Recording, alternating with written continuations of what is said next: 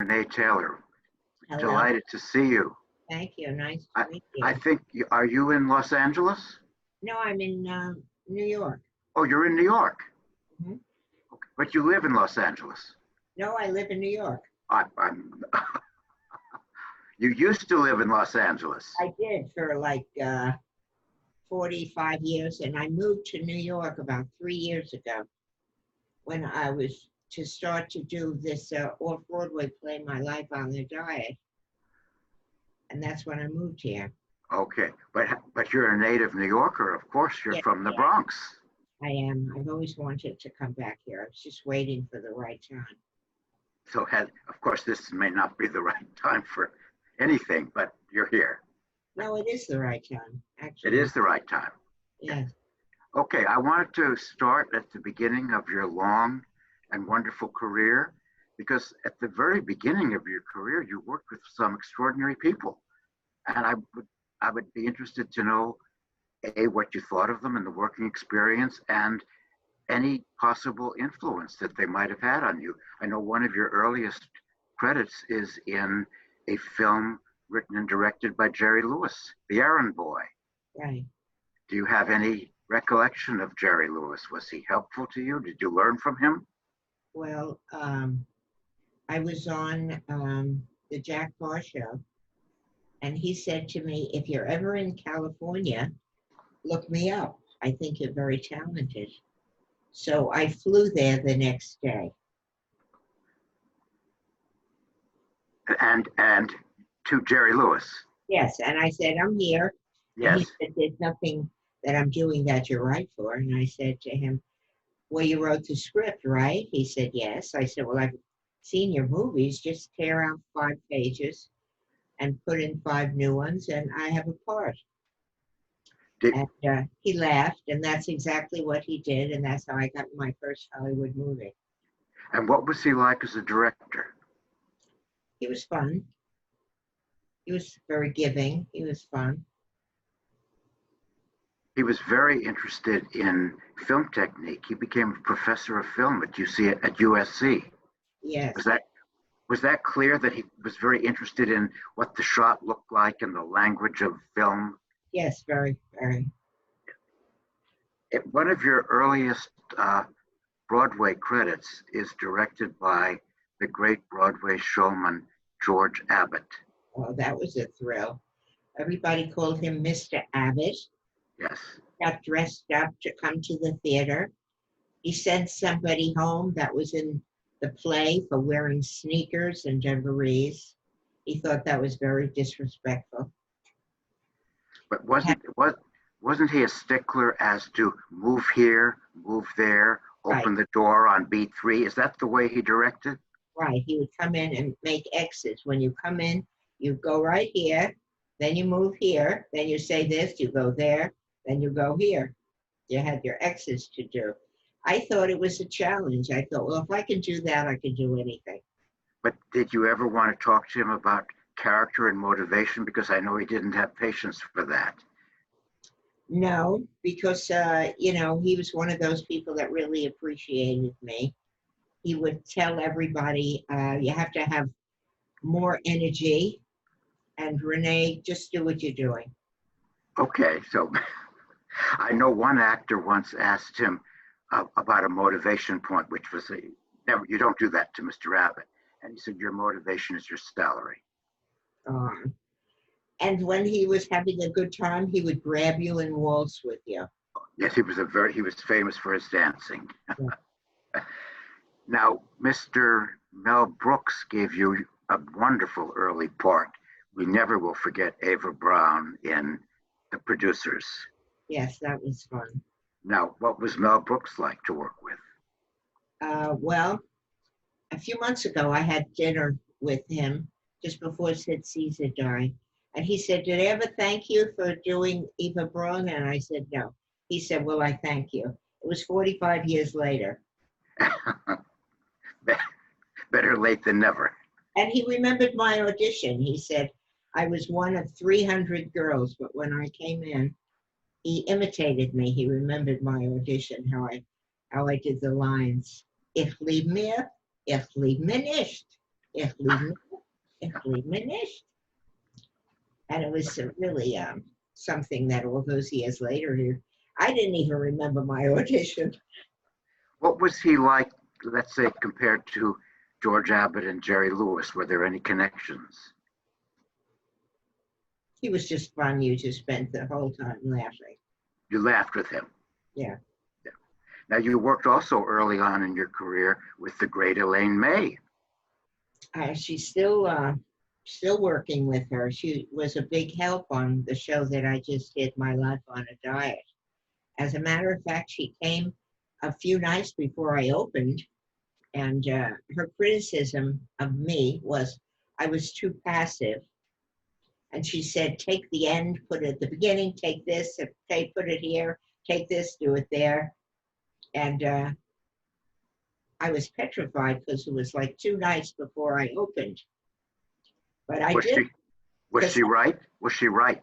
Yes, I knew she was a genius. She's a genius. She's a genius. So all of the people you worked with had a wonderful sense of comic timing. Yes. As a matter of fact, I do a lecture. Is comedy timing, can it be taught? Can it? I think it can. You think it can? I don't think it can, but I think it can. You think it can?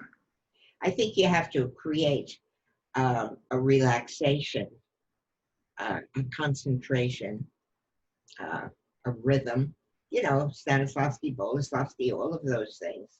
So, and it create an environment in which you're tuned with the material, and then I think it can happen.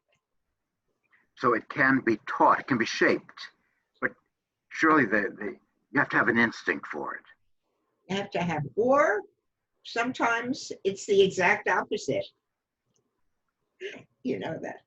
My husband and I once directed a movie, and we gave the actors direction, and the actor said, well, to my husband, Joe Bologna, Renee told me the opposite. And he'd say, well, try one, try the other, whatever works. It's a very democratic way of doing it. I want to get to your first really big hit on Broadway, Lovers and Other Strangers. Yes, that was it was the first play that we wrote, and we had so much fun writing it. And when we were out of town, we sold it to the movies. Before you opened on Broadway? Yes, and it was nominated for an Academy Award, our first screenplay, our first play, and we said, oh, this is easy. What was the inspiration for the material? I mean, the different characters and the encounters between the characters, was it based on your own personal experiences? Was it autobiographical? It was based on his family that was very crazy, my family that was very crazy. We would joke about our families and how they would talk and how they behaved, and that's what the play was. But your structure is your own. It's not so much about telling a story as about a series of encounters and conversations. Encounters, yes. Not monologues, but duologues, two characters. The movie had a storyline. It was built around a wedding, but the play was just different scenes in love relationships. That's what we mostly wrote. And I still am interested in love relationships. How different was the film from the original Broadway show? The only difference was it took place at a wedding, around the wedding. The characters were the same otherwise. Characters, the dialogue, everything was the same, but it took place around this event. Why weren't you and Joe in the movie? Because you'd done it on the stage, but you weren't in the film. I couldn't get in it. They wouldn't hire me. That happened to me a lot. Even when I did my play on Broadway, they said I was miscast. I wrote it for myself. Everybody has their own idea of, who Juliet should look like and how Juliet should talk. Which part was yours in the movie version? Um, the part that Ann Mira played. Oh, yes. Okay. Did she do a good job playing the role that you had created? She did, but in a way it was very good because I was so upset that I couldn't be in it that we then wrote a movie that was that we did next, which was Made for Each Other, which was about our personal story. Oh, that's terrific. I love that movie. I want to get to that in a minute. But Lovers and Other Strangers has the quality that I noticed in the rest of your work with Joe, which is it's funny, but there's something beneath the humor. There's a sort of dark or serious or pathos. It's your comedy is not just laughing. There's a sadness there too. It's painful. Yes, Yes. we think comedy comes from pain, and trying to have a relationship comes from the angst of doing it. And that feels very much, that's very much part of the fabric of that movie. There's a wonderful scene. I think it helped to get Richard Castellano an Oscar nomination when he talks to his son. That's a beautiful scene. It's not funny. The comic mask comes off. On a true story, somebody in Joe's family told us the story of he and his wife were getting a divorce, and the parents wanted them to stay together for all the wrong reasons. And we thought that was very funny. But as he tells it to his son outside in the patio, he plays it very straight. It has the comedy comes off. Oh yes, yes. Were you surprised when he got an Oscar nomination for that? No, he was really incredible. And incredible. My father came to see the play and said, "You're playing me." Now, was that Diane Keaton's first film? Yes. I have to say, I don't know that I could have told from that she was going to have the extraordinary career she's had. Me either.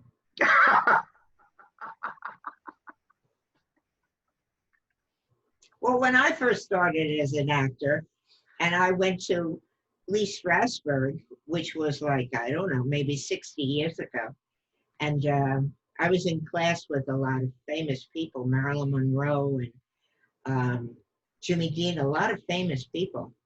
And Lee said to me that you don't walk or talk like a person.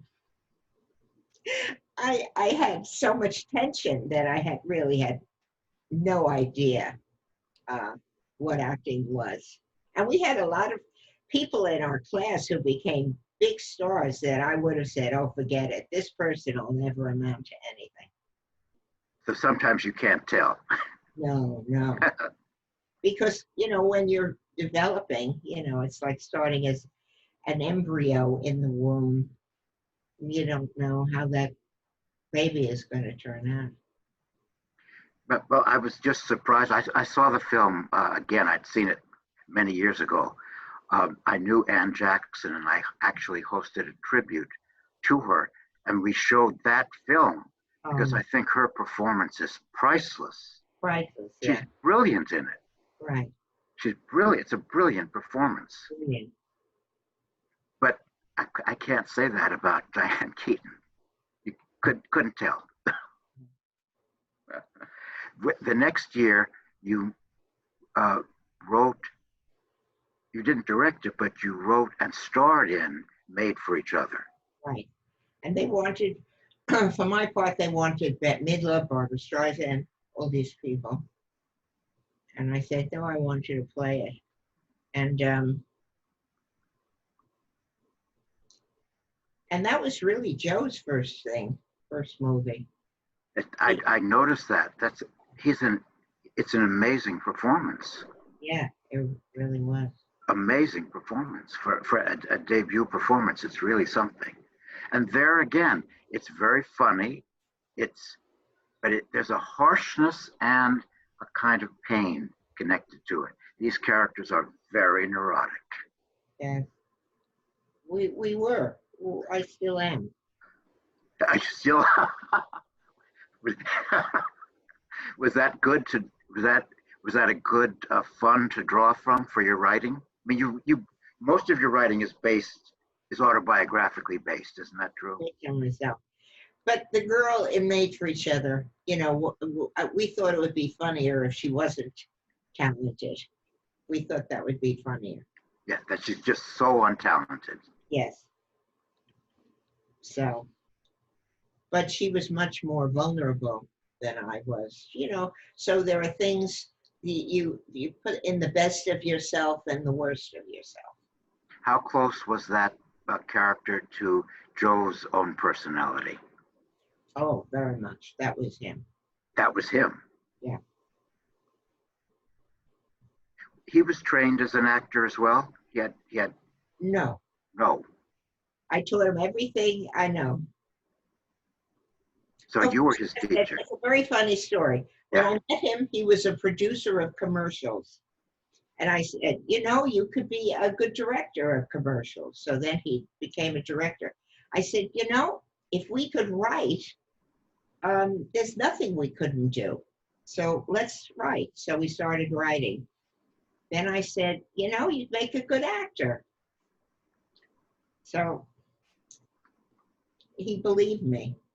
Were you trained as a writer? Had you studied it, or was it just something you started to do? No, I had no training. No training as a writer?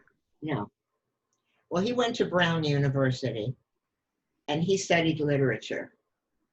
But I had no training. But one day, we went to a Broadway show, and it was the worst thing I had ever seen. I don't remember what it was. We came home, and I said to him, well, we can write better than that.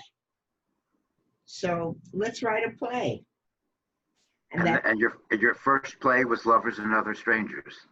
Yeah. Now I remember sitting there and saying, write what you know. What do we know? Yeah. And so that's it. We see what you know. Right. I want to jump ahead to a film that some of our audience may not know, and I wasn't aware of it actually until I started to do some research for tonight's talk. And I saw it the other night, and I just loved it. And it isn't as well known as it should be. Love Is All There Is. Oh my God. You know, I just found the New York Times review of that. It was the best review that we ever got. It said the writing, the directing, the acting, the scenery, the costumes, everything. This was. But we didn't have any distribution, so not many people even saw it. Was that the problem? There was no distribution. Yeah. So not many people saw it. But it's folks listening, put this on your to see list. Love Is All There Is, 1996. Both you co-wrote it, you and Joe co-star, and you co-direct. Right. I remember when we went to the Screen Actors Guild, they said, well, how are you going to have two directors, a husband and a wife? And we said, I don't know. Some people will listen to her and some people will listen to me. And that's what happened. Was that your first film? Was that your first directed film? Yes. Yes. We How had did you? Television. But not film. This was a film. Yeah. A wonderful cast. Lainie Kazan, Paul Sorvino, the first film, or one of the first, of Angelina Jolie. Oh, I remember when she auditioned, I think she was going on 18. And when she walked in, I gasped. That's how beautiful she was. And she came in with a heavy Italian accent, pretending to actually be Italian. And it was very good. And then when she started reading, she just did it very naturally. I think from that film, I think you can tell that this woman might become a star. Oh, yeah. You could tell it, right? You could tell. Very funny. And I've never seen her do comedy since. Now she co-stars in it with a very handsome young man named Nathaniel Marston. Yes. The audience won't know him. I did some research. I thought he was awfully good, and I thought he could become a star. The camera loved him. He was a natural. He was just as good as she was, just as good. But he had a tragic story. He was very tortured, very tortured. I remember this was his first film, and I was directing him, and I said, "Okay, we're going to do it again." And he said, "No, I want to go home." I said, "No, you can't go home. We're doing it again."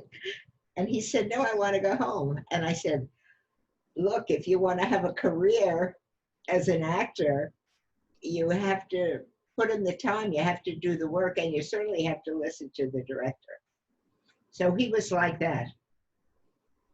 And then he died very young. Yeah. In a car accident, yeah. Oh. Connie Stevens is in the film. She was wonderful, wasn't she? Absolutely wonderful, and exhibiting a comic touch and a light touch and comic timing that I hadn't seen in her before. Yes, and Lainie Kazan, wasn't she funny? Terrific. Yeah. Absolutely terrific. Yeah, it's a lovely film. It has a wonderful flavor at the end when the camera pans and it's audience see it because it's sort of Romeo and Juliet set on City Island. Yes, that was a wonderful experience. Wonderful. And shot on location, and about a rivalry between two Italian restaurants. And I could have played the lead, but I chose to play the psychic instead. Yes, you could have played Lainie Kazan's part. I know, but I thought it would be more fun to be this crazy psychic. Yeah, it was very amusing.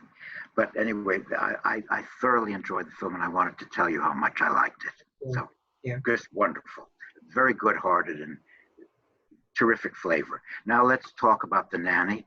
I suppose in your long career, you've been acting for, 50, 60 years, is probably as Sylvia Fine that most people would know you. Is that a fair statement? Some people, some people who watch television know me that way. Some people know me from movies. Some people know me from the theater because I've done a lot of plays too. So people know me from different things. What do you think was the basic reason for the huge success of The Nanny? What chord did it hit? It struck a note. Well, it was like the sound of music. Somebody, a fish out of water, comes to be a nanny in an English household. And it's very funny how people got to know me. When I started on that show, I had very few lines. And so at the dinner scene, I didn't have anything to say, so I just started eating off everybody's plate. And that became my thing. Is Fran Drescher like she is on the show? Is she playing herself? Or is it a comic construction? Well, it's a comic thing of her. She's actually, very smart and very deep. Can you tell us when Elizabeth Taylor was a guest on the show? Oh my God. That was such a thing to meet her. And she was wearing all these diamonds. And I said, could I try that on? She said, no. There's a famous story about her. I asked if I could have my picture taken with her. And her press agent told me, yes, but it would cost me $125. And what reason? Yeah, I said, why? And they said, because all her pictures, she has to look thinner, younger, and more glamorous. So it's a lot of work to do on the negative. So I said, you had to pay for it?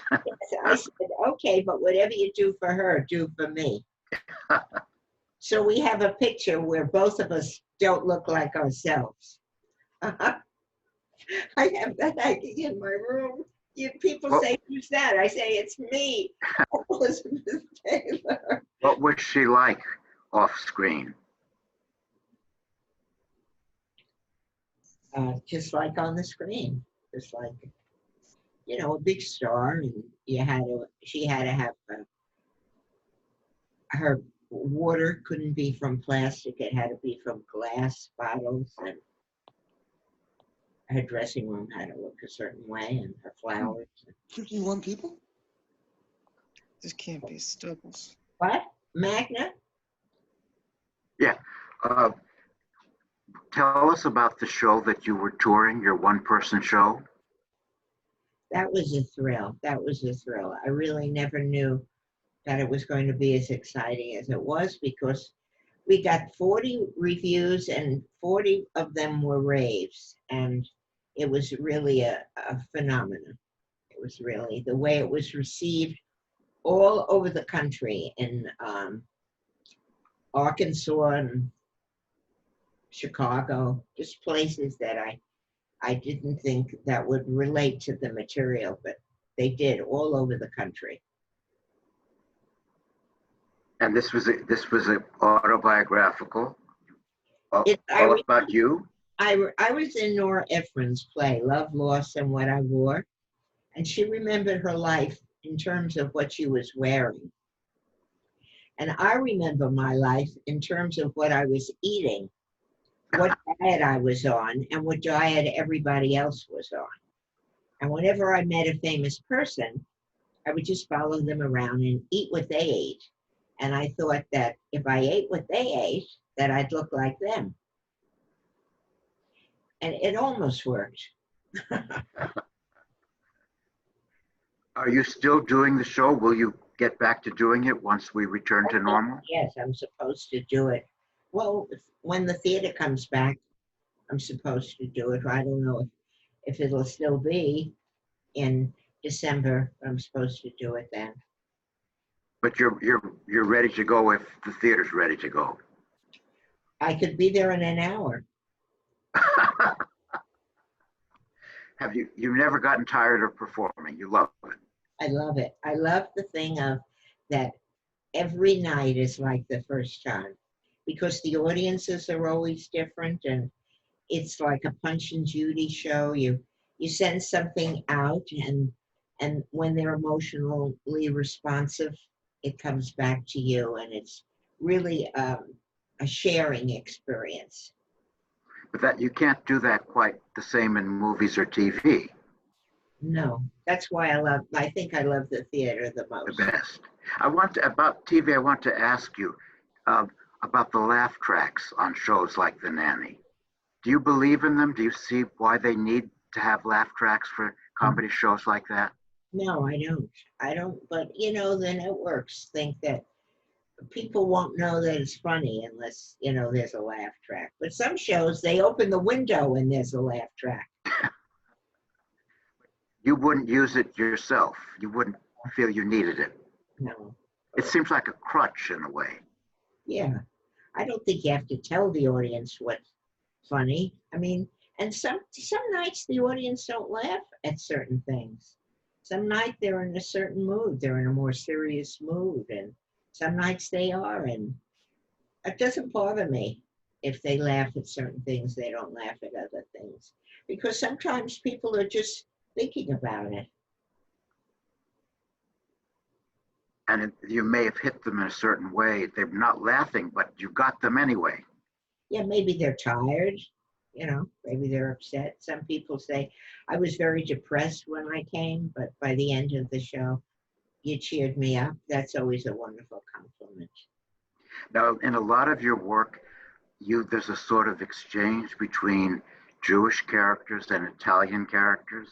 Uh-huh. Do you think there's a big similarity in the world outlook and the personality and the tone of Jewish families and Italian families? Sure, they say Jewish people give guilt, and Italian Catholics receive it. So They need each other. They're made for each other, you see. Yeah, yeah. Uh, is there a way in which you're using Jewish humor? Can it be said, are you stereotyping Jewish people, or is in the comedy, is there a sort of liberation in the comedy? I'm asking it because in relation to Woody Allen's work, and I did want to talk about him for a minute. He was early on accused of somehow presenting a negative portrait of Jewish people. I never felt that way. No, But he got that criticism that he was presenting Jewish people as so neurotic or in a particular way that he was stereotyping. No. Well, we met him on the street one day, and he said, you know, Annie Hall is my maid for each other. So he was influenced by you. Yes, that was nice. Because your work anticipates Annie Hall in Manhattan in that period. Yes, and also Neil Simon's The Goodbye Girl. Did you like Woody Allen's comedies? I love them, yeah. I'm reading his book right now, his autobiography. Yes, I haven't read it yet. Okay, I think I've asked a lot of questions. Mark, do you want to open it to some of our listeners? I have two questions right now. One, I have greetings from Bob Greenberg, who worked with you on Tango Shalom, with Lainey and your son Gabriel and Joe's last picture. And then I have a question from one of our lambs, Dow Bentley, who asked you if you have any thoughts about your Jack Parr Tonight Show. Well, that was a wonderful experience for me, and it was a springboard to my career. So that was a wonderful experience. So what I'm going to try to do now, because we do have 52 people on, unmute everybody and see if anybody has any questions. Okay, hold on a second. All right, it's not letting me unmute everybody, so I'll have to do it manually.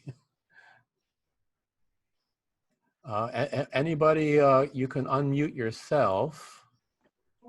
Hey, Mark, can I ask a question? Yes, go ahead, Bob. Renee, I've got to tell you, you were the best David Brown I've ever seen on the screen. And I wanted to ask you, what was it like working with Dick Shawn? Oh, she's muted. Unmute her. Hold on. Hold on. Okay, she should be good. We didn't hear you. If you could repeat your answer. He was just fun to work with. I, never stopped laughing my whole time. I had a wonderful time with him. I had done sketches with him on the Merv Griffin show. Oh, I didn't know that. And from before, yeah. Thank you. Any other questions? Yes, can you hear me? Yep. I wanted to ask Renee about working with a contemporary comedian, Tyler Perry. Well, I have to tell you a crazy story about that. They were supposed to get Jerry Stiller for my part, and at the last minute he was sick, so he was told to get me, and he didn't know what I had done or who I was or anything. And when I came on the set, he said, your agent asked for so much money for you, and I've never heard of you. I don't even know what. And I thought your agent was crazy, but now that I see you, I'm going to give it to you. So I called my agent and I said, he's going to pay me more than what we said. And the agent said, no, once you have a contract, nobody ever pays you more. I said, what he said, he's going to give it to me. Why would he lie? And so nobody believed me, not the casting agent. Nobody believed me that he had said that. But he wrote me a check and he gave me double than what was in my contract. Really? Yeah. So you liked him very much. I did. I had never heard of that. Renee, you worked with Jerry Lewis on The Errand Boy. Yeah. Any memories of that? I once was trying to do Yeah, the Babe it's Wozenthal bit with him. You what? I was trying to do the Babe was it Babe Wozenthal was the name? Do you Oh, remember? Yeah. Yeah. You're trying to tell him, say, you have to look for Babe Wozenthal? Yes. My God. That was, I was 24.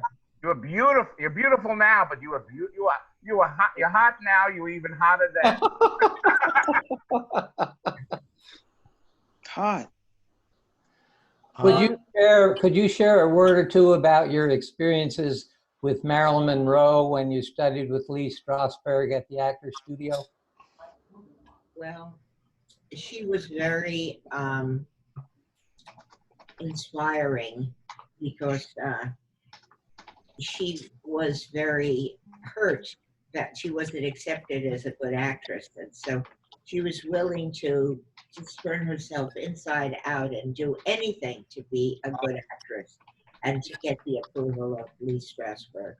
And she really took great risks and was very revealing. And it was very inspiring to me to see a big star like that. And in those days in class, young people like me were supposed to criticize her work. And I was so terrified of hurting her feelings that I couldn't criticize her anymore. But other people did. They said, oh, I thought you had a lot of tension. Young people, you know. I think she's a horrible interview. I think Sandy Durrell has a question. Sandy? Yeah, hi. Who was the most difficult person that you had to work with, Renee? You. Oh, I don't know. It's probably yet to come. So I just see every difficulty as a challenge. That's all. I say this is going to be an opportunity. How am I going to get through this? You know, as a matter of fact, is Dorothy Lyman here? She couldn't get on. She had trouble getting on. Oh, too bad. I know. When I was doing the Nanny, Fran called me up. If this will go no further than here. Fran called me up and said, how did you manage to be so funny? Your part, you don't have anything to do. How did you become so funny? And I said, Fran, I would stay up all night thinking, what am I going to do to make this funny? I'd be up all night. Maybe I could do this. Maybe I'd do that. Maybe I'd do this. It was just a challenge till I thought of something. Oh, I know what I'll do. I'll eat corn and then pull down my dress, and when I'm talking, I'll take it. Oh, God. I have a question from Susanna Bowling. What have you done that you haven't done yet? Or what do you want to do that you haven't done yet? Well, I have a movie that's coming out that somebody mentioned, Tango Shalom, that Joe wrote and that I star in with Lainey Kazan. And my son directed. I'm looking forward to that. I just finished writing a play, Mae West, that I hope I'm going to do. And I'm writing a play about my relationship with Joe called The Book of Joe. I'm excited about that. So I have, like, you know, a lot of things that I'm doing. That's why this has been a wonderful opportunity for me, that you have to stay home and you have to go inward. And so this has been a wonderful time for me to create. From Karen Culp, she writes, you always seem so fearless. Have you ever experienced any stage fright or felt nervous or unsure stepping into a role? Every night before I go on stage, I am terrified. I have to do a preparation for about a half hour before I go on stage. I have to go through all my feelings of that I'm not good enough and that people will see that I'm not good enough, and maybe they'll throw things. I have to work through all of those feelings. Luckily, I've had about 22 years of psychotherapy, and I can take myself through all those feelings, but I still have them. And as a matter of fact, I come to the theater 2 hours before every night because I'm so terrified that I have to get myself in a state to relax. Cheryl Lewin, what kind of movies and TV shows do you enjoy watching?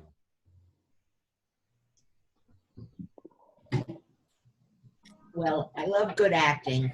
I love anything, you know, where the acting is good, the writing is good, the directing is good, so that I can learn from it. So I actually, you know, I'll watch something for a few minutes, and if I don't think I can learn from it, then I'll go to something else. Sometimes you learn what not to do. From Michael Colby, he's one of the writers of the musical version of Boynton Beach Club, and he asked, how was it for you to do the movie? It was great. How come I wasn't asked to be in the musical? See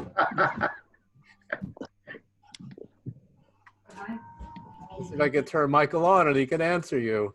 Michael, you could try to unmute yourself. Cut down the cast.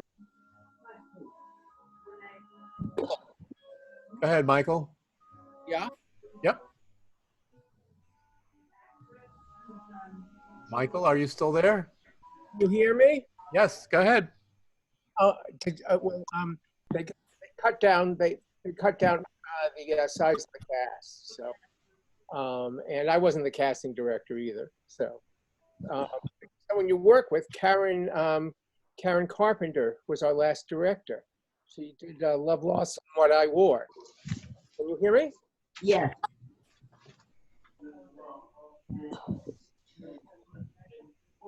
Yeah, that was a great experience. All right. Bob Greenberg from Tango Shalom, he asks, what was it about working with Joe at the Friars Club with a broken angle, a tribute for Sid Caesar?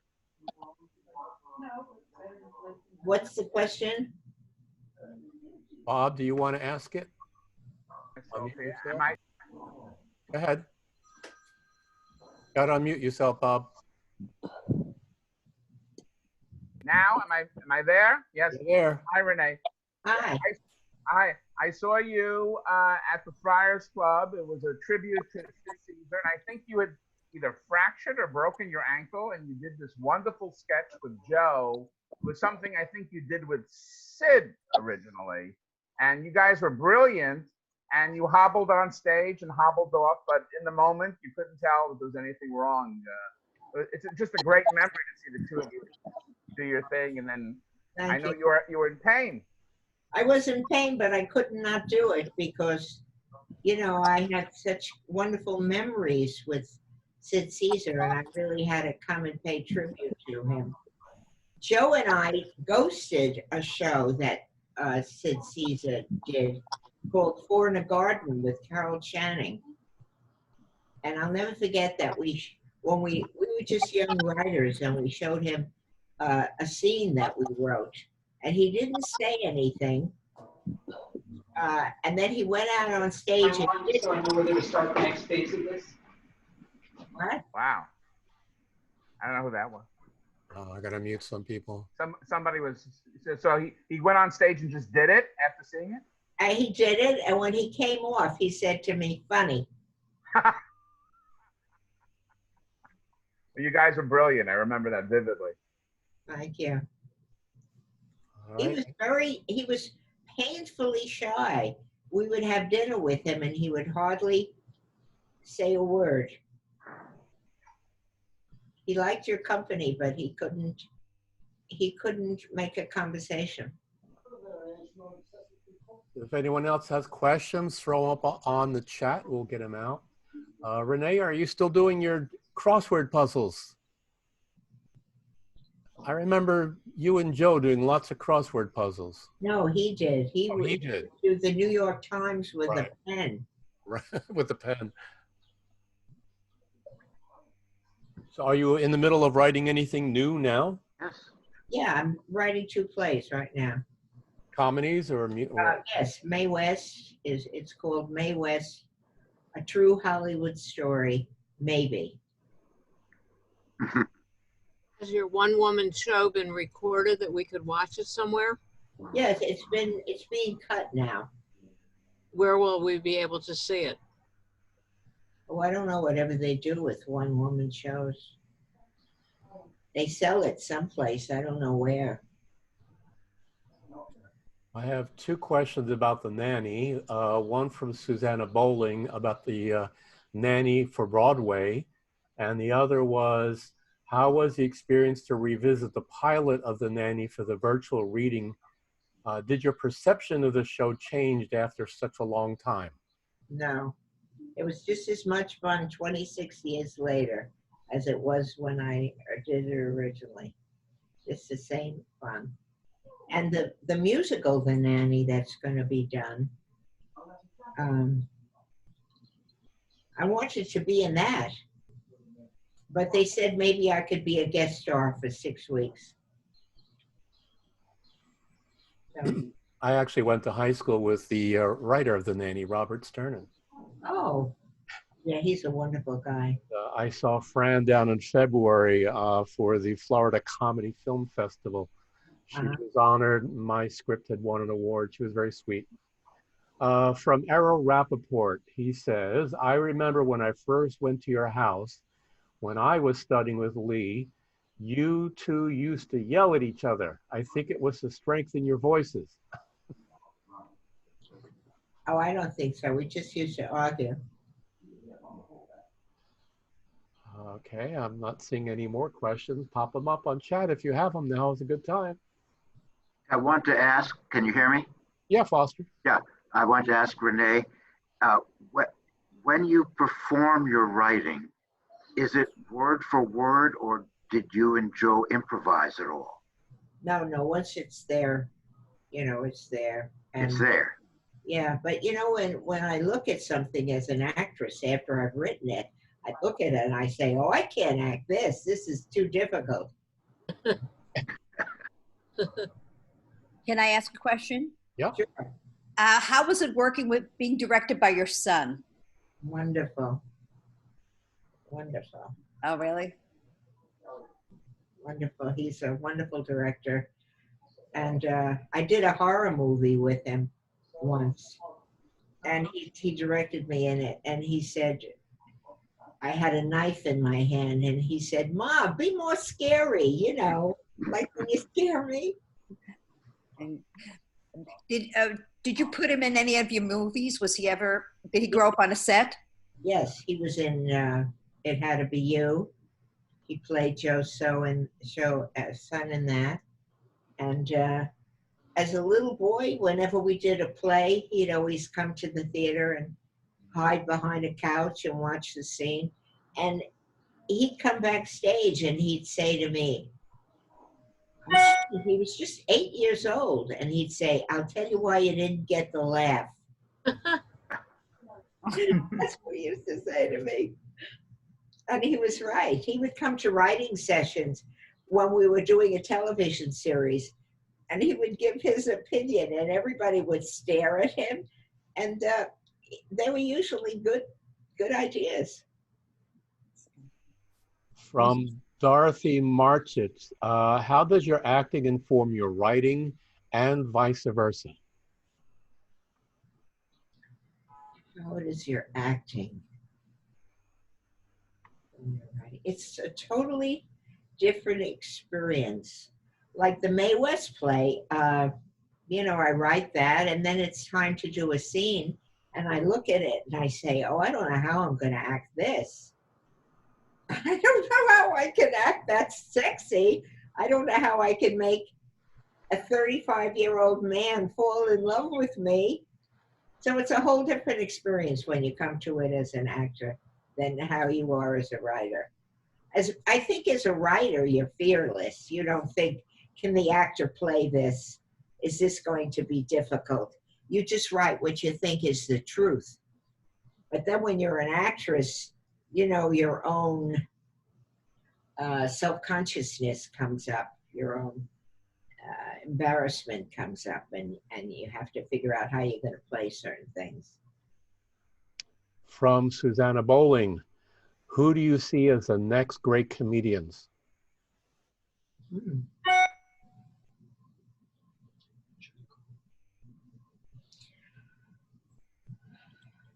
I don't know. I like a lot of people. I just worked with Judy Gold. I thought she was very funny. Good. I worked with Candy Asara. I think she's funny. I think a lot of people are funny. Have you ever done stand-up? Yes. I started as a stand-up comedian, and it's hard. If you can get through that, you can get through anything. When you did the Jack Parr show, did you improvise that, or had you written the bits before you went on the Parr show? You mean the sketches that I did? Yeah, yeah. Were they improvised? No, they were written sketches. Written. Yeah. My husband and I wrote them, yeah. How was it with you two writing? Did you kind of play the parts and then write it, or was it purely you're down on paper writing it and reviewing it? And what was your process like with the two of you working together writing? We would pass it back and forth. I would usually write the first draft, and then he would rewrite it, and then I would rewrite it, and we would pass it back and forth. And the best thing was when I could make him cry, or when I could make him laugh, because it was very hard to make him cry and very hard to make him laugh. And me too, but when we would get each other to be responsive, that was really an accomplishment. Okay, what we got here? From Suzanne again. In your career, what are you the most proud of?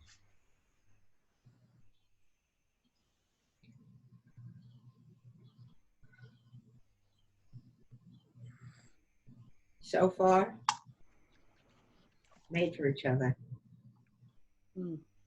That is terrific. That's a terrific film. And I'm glad to know it had an influence on Woody Allen. Thank you. I want to ask you, Renee, what it was like to be inducted into the Bronx Jewish Hall of Fame. That was really a thrill. That was a thrill, because I grew up in the Bronx, and all the people who were on it had wonderful stories. That was a real thrill to go back to the Bronx. What section did you grow up in? Helen Parkway. Where are you from?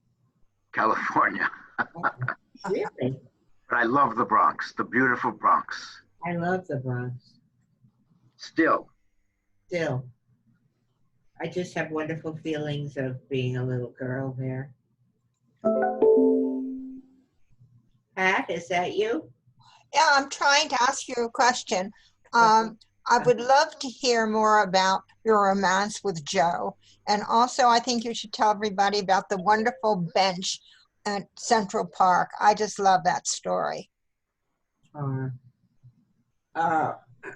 he died, I bought a bench in Central Park and put a plaque on it. It said, "In memory of Joe Bologna, writer, actor, lover of New York City," from his girlfriend, Renee Taylor. I went there and took a picture of it, and there was a hobo sleeping on the bench, and I thought he would have loved that.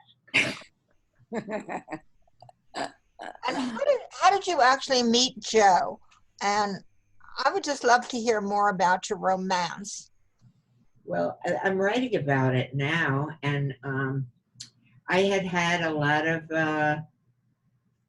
difficult love relationships, and my manager, who was the same manager as him, said, "I'm going to introduce you to somebody you're going to have a comedy rapport with." And I walked in, I saw him, I put my hand out to shake his hand. He put his hand in mine. I looked in his eyes and I said, this is the man I'm going to marry. I had a real hit about it. And later he told me that he thought, this woman is looking at me very funny.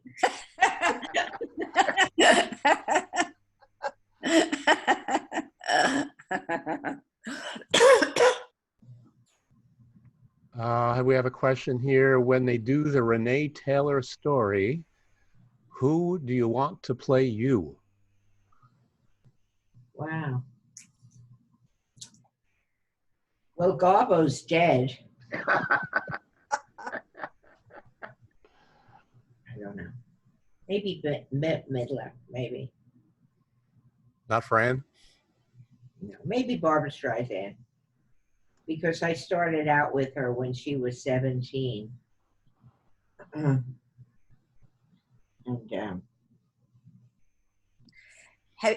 have you spoken to her since then? Oh yeah. Are you friends?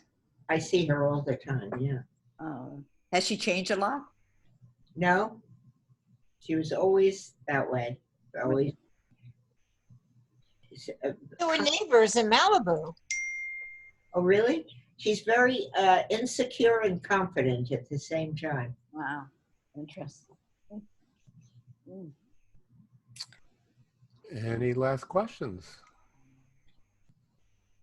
Foster, do you want to wrap it up at all? Okay, I was going to say what a treat it is to meet you, Renee, and to you too. I hope this is the beginning of a beautiful friendship. Absolutely, I want to come to see you and my student Pablo. I think you're wonderful. I enjoy your work and I enjoy talking to you. Wasn't this a great interview and a great time that we all spent with Renee? Thank you, Renee. Thank you.